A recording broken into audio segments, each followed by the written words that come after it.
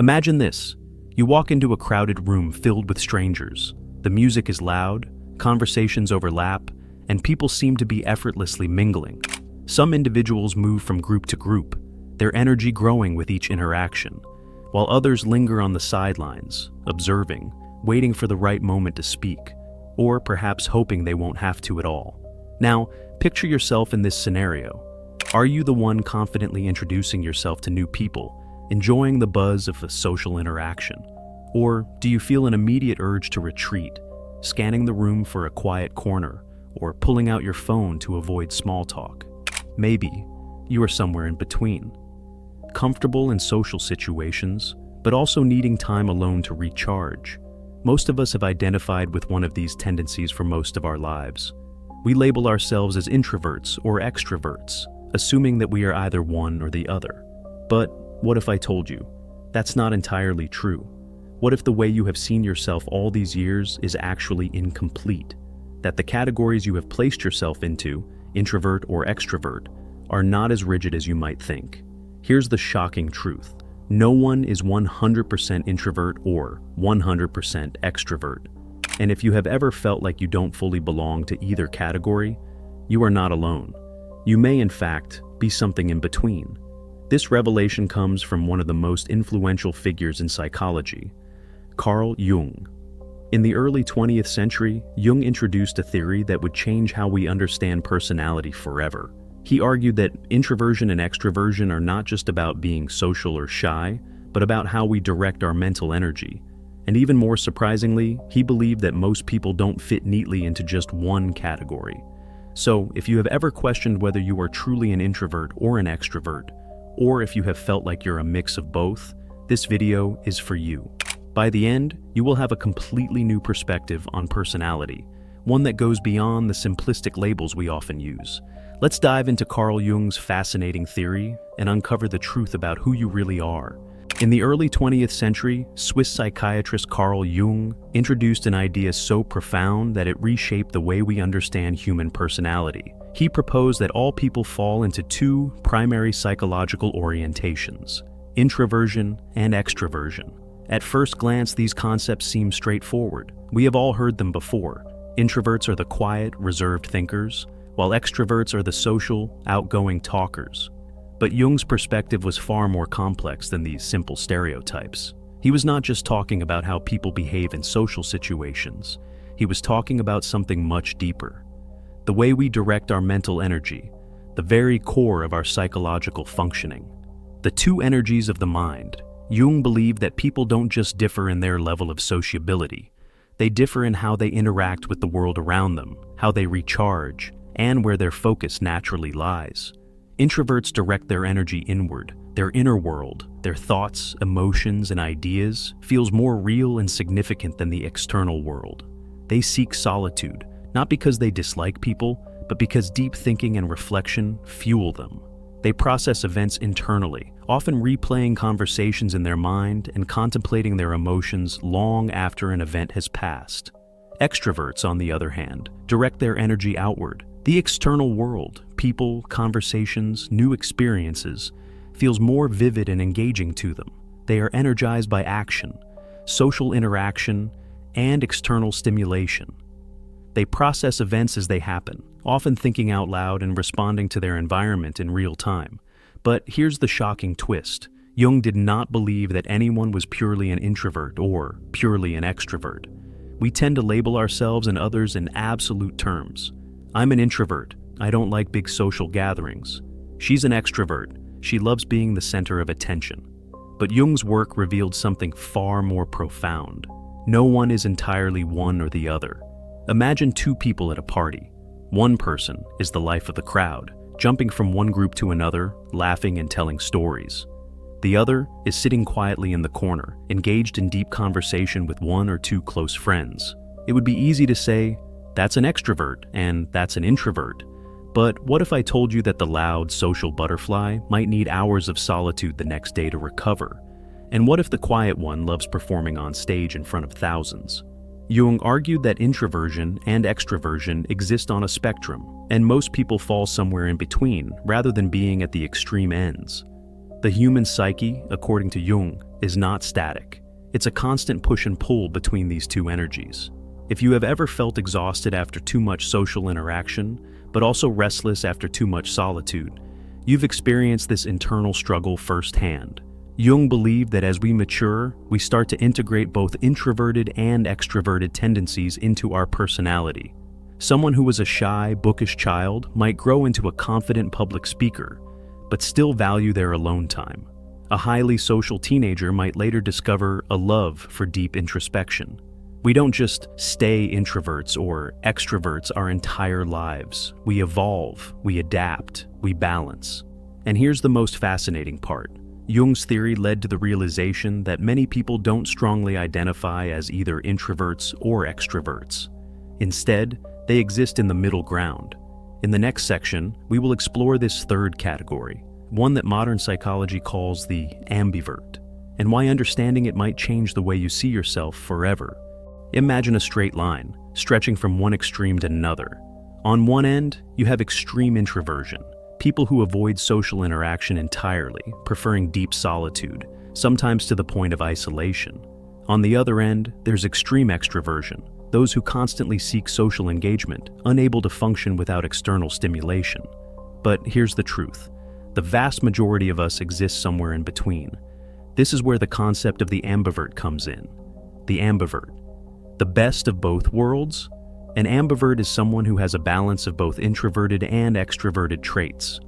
Unlike the classic assumption that people are either one or the other, ambiverts naturally shift between these tendencies depending on the situation.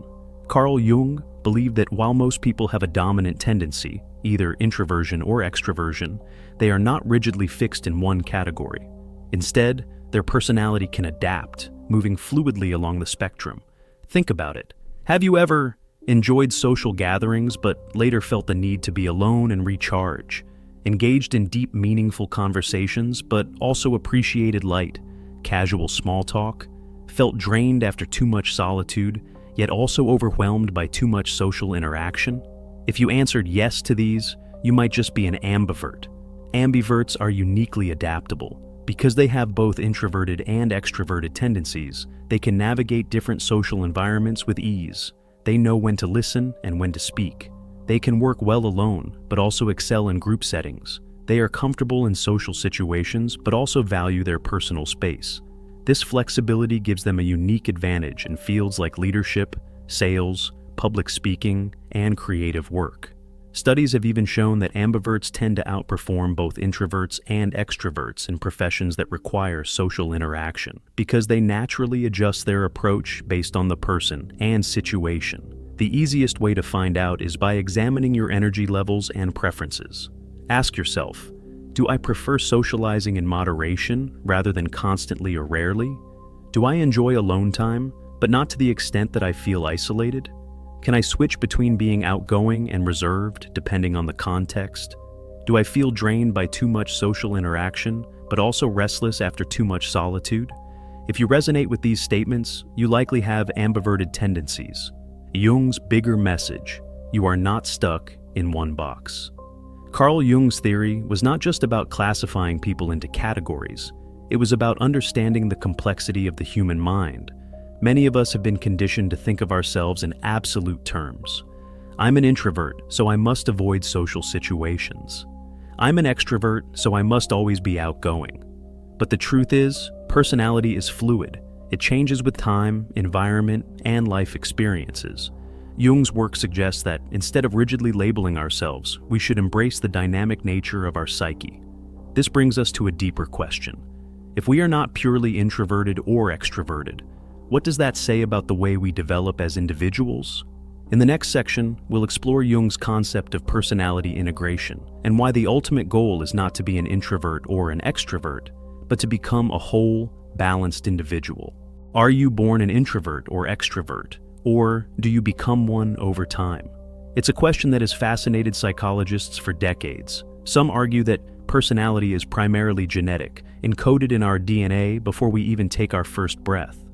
Others believe that our environment, our upbringing, culture, and life experiences plays a far more significant role in shaping who we become. Carl Jung's perspective: it's both. Jung believed that while we may have an innate tendency toward introversion or extraversion, our environment has the power to shape, refine, and even override these natural inclinations. Think back to your childhood. Were you encouraged to be outspoken and social, or were you taught to be reserved and reflective? A child raised in a loud social environment, where family gatherings are frequent and conversations are lively, may develop extroverted tendencies, even if they were naturally inclined toward introversion. On the other hand, a child who grows up in a quiet, bookish home, where deep thinking and solitude are valued, may lean toward introversion, even if they had extroverted traits. Parents, teachers, and early social interactions reinforce behaviors. A naturally introverted child who is repeatedly praised for speaking up may learn to develop extroverted skills. Likewise, an extroverted child who is frequently told to calm down or be quiet may suppress their natural expressiveness. Beyond the home, society itself has expectations about personality. In Western cultures, extraversion is often encouraged. Schools reward participation. Workplaces favor outgoing personalities. And networking is seen as essential for success. In this environment, introverts may feel pressured to act more extroverted, sometimes at the cost of their natural comfort zone.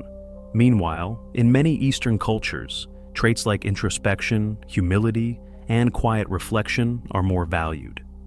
Extroverts in these societies may feel pressure to tone down their expressiveness to fit cultural norms. Jung emphasized that true self-awareness comes from recognizing how these external forces shape our internal world. Even as adults, our personality continues to shift based on our experiences. Trauma or hardship can push someone toward introversion, making them more cautious and reflective. Success in social situations can encourage an introvert to become more comfortable with extraversion. Relationships can influence personality. An introvert in a relationship with an extrovert might develop more social confidence, while an extrovert who spends time with a deep thinker might become more introspective. This fluidity is what makes personality so fascinating. We are not static beings, we evolve.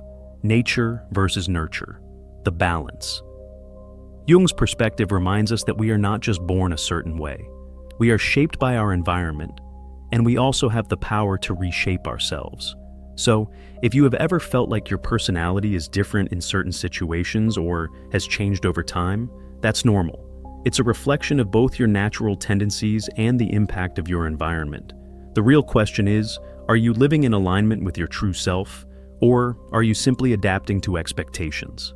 In the next section, we will explore Jung's concept of personality integration, how embracing both introverted and extroverted traits can lead to a more balanced, fulfilled life. When it comes to personality, we love putting people into neat little boxes. You are an introvert, so you must be shy. You are an extrovert, so you must be outgoing and confident. But Carl Jung's work reveals that personality is far more complex than these simple labels. Let's bust some of the biggest myths about introverts and extroverts. Myth number 1. Introverts are shy, extroverts are outgoing. Truth. Introversion has nothing to do with shyness. Many people assume that being an introvert means being socially awkward or afraid to speak up. But introversion is not about a lack of confidence. It's about how a person recharges their energy. An introvert might love public speaking, but need alone time afterward to recover. An extrovert might be outgoing, but still experience social anxiety in certain situations. Shyness is a fear-based behavior. It's about nervousness in social situations. Introversion, on the other hand, is a preference for solitude and deep thought. You can be a confident introvert who enjoys meaningful conversations, just as you can be an extrovert who feels insecure in new social settings. Myth number 2. Extroverts are always happy. Introverts are always serious. Truth.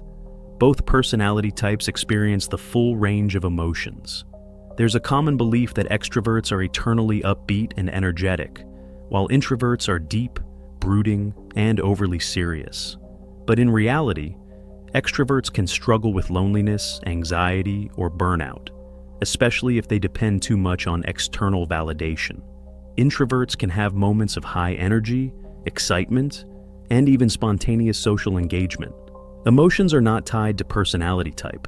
Everyone experiences highs and lows, regardless of where they fall on the spectrum. Myth number 3. You cannot change your personality. While your core tendencies remain stable, you can adapt and develop new skills. Many people believe that their personality is fixed from birth, that if you are an introvert, you will always avoid social situations, or if you are an extrovert, you will always crave excitement. But psychology suggests otherwise. Carl Jung believed that true personal growth comes from integrating both introverted and extroverted traits. This means an introvert can develop social confidence and learn to enjoy networking or public speaking. An extrovert can cultivate the ability to be alone, practice mindfulness, and engage in deep introspection. Your core personality might lean one way, but your behavior, habits, and preferences can evolve based on experiences, environment, and personal growth. The problem with these myths is that they limit how we see ourselves. If you believe I'm an introvert, so I can't be a leader, or I'm an extrovert, so I can't enjoy solitude, you're restricting your potential. Jung's work encourages us to move beyond rigid labels and recognize the fluidity of personality. Instead of forcing yourself into a box, ask, what situations bring me energy and what drains me? How can I develop skills that balance my natural tendencies? Am I living according to my authentic self, or am I stuck in a stereotype? The key is not to define yourself as an introvert or extrovert, it's to understand yourself deeply and embrace your full range of traits.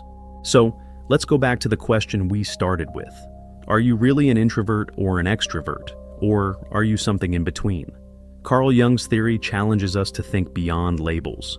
It's not about fitting into a predefined category, it's about recognizing the fluidity of personality and how it shapes our experiences. Maybe you have always thought of yourself as an introvert, but now you realize you have moments of extraversion. Or perhaps you have identified as an extrovert, but notice how much you sometimes crave solitude. That's the beauty of Jung's insight. Your personality is not a fixed trait, but an evolving spectrum. Instead of asking, which category do I belong to? Ask yourself, what energizes me? What drains me? How can I use this knowledge to live a more fulfilling life? Understanding your own balance can help you. Create a lifestyle that aligns with your natural energy. Improve relationships by recognizing different personality needs.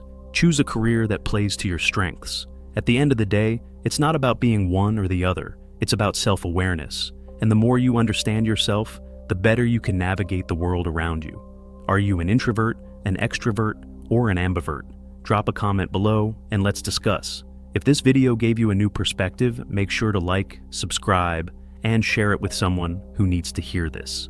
And remember, your personality is not a limitation. It's a tool. The better you understand it, the better you can shape your life. Thanks for watching, and I will see you in the next video.